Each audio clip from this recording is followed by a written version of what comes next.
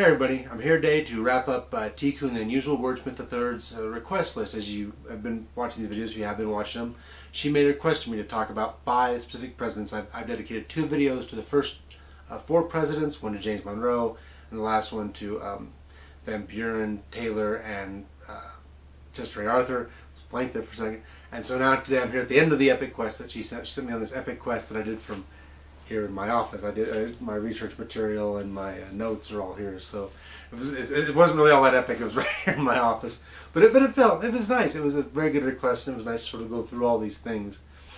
And let's go right into the last president she requested, who is Lyndon Baines Johnson. Now, many of you may know, Lyndon Baines Johnson became president in 1963 after John F. Kennedy was assassinated, and was president until 1969 when he stepped away from the office. I'm deeply conflicted about Lyndon Baines Johnson. There are things I really like about Lyndon Johnson, things I really strongly dislike about Lyndon Johnson, borderline hate. I go the gamut with him, and I feel that way actually about like Kennedy, Johnson, Nixon. There's things like all 3 of these guys they sort of bring out this conflict in me, much more so I think than any other era of presidents. And so, and you know, of course, everybody got their down and they're strong, but man, these guys elicit, I don't know why they elicit the strong feelings, and they do, all 3 of these guys. But let's go into Lyndon Johnson. So he's from Texas. He's from West Texas. Grew up relatively poor. He's went to West Texas Teachers College in San Marcos. Actually started out teaching minority kids there. A lot of Hispanic kids went to the school that he taught at, and so that's his background. His background is he understands how poor people live, himself not being particularly rich, and seeing how even poorer people than himself live. Having been a teacher, you know, students who couldn't afford breakfast or lunch, who would be hungry all day. And so he embarks upon this political career with this thing in mind that he wants to help people. He wants to be the guy. He wants to be a politician because his goal is to help those poor people. That's what Lyndon Johnson wants to do. That's the whole reason he gets into it. And the whole reason he can get into it is because his wife, Lady Bird Johnson, very well known herself, a very famous first lady, she's quite wealthy. He married her into wealth, and she funds all his political adventures, which of course take him all the way to the White House. And he got there by rising really fast up to the ranks. He was very popular in the Democratic Party. You know, he was in the House of Representatives during World War II. He eventually moved on to the Senate, became a senator. Everybody honestly thought he was going to become president, had a good chance in 1960. Problem is, he had a pretty bad heart attack in the late 50s and looked like he might be out of politics altogether, but he recovered. Not in time to get the nomination, but in time to become vice president. And then John F. Kennedy's assassinated, and he becomes president. And Kennedy set forth an ambitious set of goals. He wanted to boost civil rights. He wanted to help the poor and the needy, the Peace Corps, and things like that. Lyndon Johnson was much more ambitious. He pushed these things much harder. He pushed what we now know as what was called the Great Society. It was the program that brought us Medicare, Medicaid, welfare programs. He pushed hard for civil rights.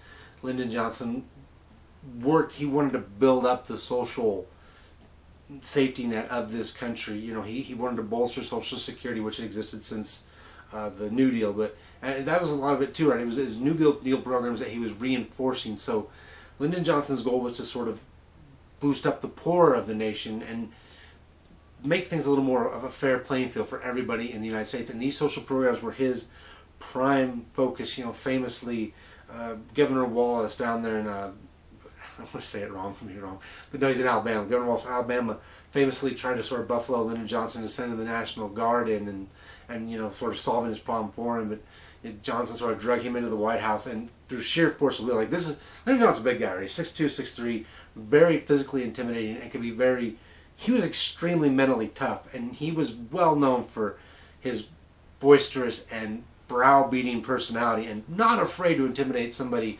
Governor of the state brings him in and tells him, no, you're going to beg me for help. You're going to say, I don't know what I'm doing, and you're going to beg me for help. And that was a huge political victory for Johnson and the civil rights movement. And this is how he went about his business, is he wanted to make America better, and he had this very clear vision of how he wanted to do it, and he got this legislation through his big personality, through his boisterous nature. However, Vietnam is also taking place at the same time. And Lyndon Johnson, and this is how a lot of his stories I've read into it, and take it for what you will, he was so focused on this social program, on this massive social change he wanted to bring to the United States, this huge sweeping change, that he didn't want foreign affairs to affect the domestic ones, so he tried to keep Vietnam quiet. He, Gulf of Tonkin, he sort of bullied his way through up the Gulf of Tonkin resin that got our United States troops into there in this undeclared war. It never was a declared war, by the way, Vietnam. And he wanted it that way. He didn't want a declared war. He wanted this quiet. It's a quiet police action like Korea had been. It's a little military skirmish. There's advisors. They're not actual soldiers. Don't worry about Vietnam. And that was how Lyndon Johnson wanted Vietnam to seem. But it was one of those things that sort of spiraled out of control on him, and something that he couldn't keep contained and quiet while he pushed this massive domestic program, and it burns him. It burns him badly because everybody starts seeing Lyndon Johnson as a liar, and that's fair. It's fair in some sense, because he was lying about Vietnam. This is no big deal. We're not doing much over there, while sending tens of thousands of troops, up to hundreds of thousands of troops, and bombing and spending millions and billions of dollars on a war, an undeclared war. And so here you have Lyndon Johnson's tactics, putting through this great sweeping social program that had nice implications. And honestly, there's some great things. You got to appreciate what he did for civil rights as president.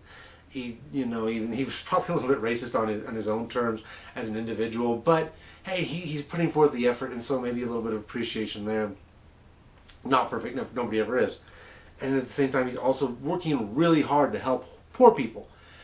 And so that's who Lyndon Johnson is, right? He's a bully for good causes.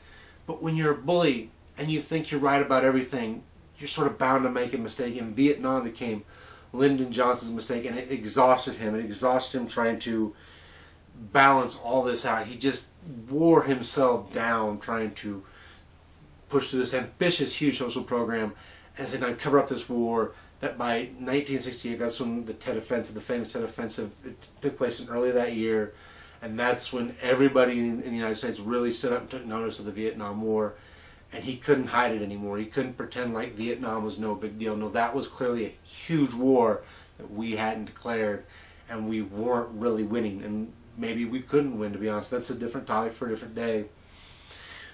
So Lyndon Johnson, he's left in this huge rut where he had this ambitious program, but now he's exhausted, and so he doesn't run for president again in 1968.